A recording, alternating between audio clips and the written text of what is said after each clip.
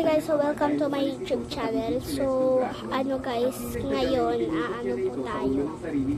I-rate po natin yung mga ginawa natin na bago. Kanina ko lang to guys ginawa guys, pero gamit lang to ng papel. Pero yung isa, binili talaga.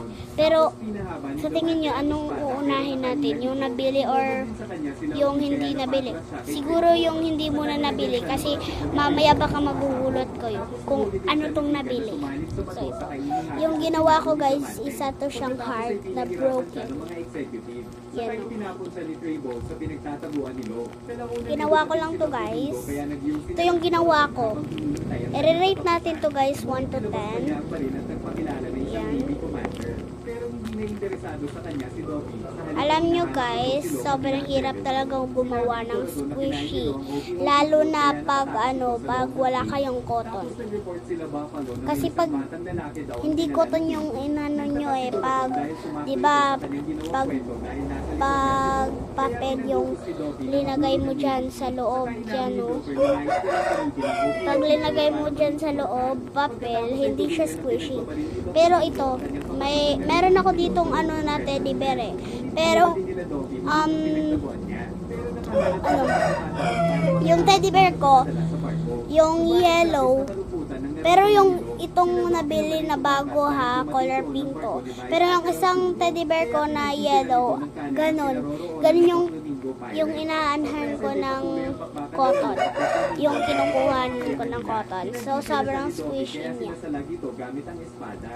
So, siguro yung rate ko dito ay siguro 7 out of 10 dahil medyo sa squishy at may paano-ano pa siya. Ayan, so ito na ipapakita ko talaga sa inyo. 7 out of 10 to 7 out of 10. So ipapakita ko na sa inyo. Ngayon na talaga ipapakita ko na. Yan, labubu. So bago to guys bili guys, bago tong bili. Kaso parang may sira. Guys, tignan nyo. Hindi na ako minto na sira. Pero, bagong bili lang to Bakit ganito? Bakit ganito yung niya? Diba ganyan? Ganyan yung sa kanya. Dito naman, pag ganun. Hindi naman siya. Yan So, hindi siya guys squishy.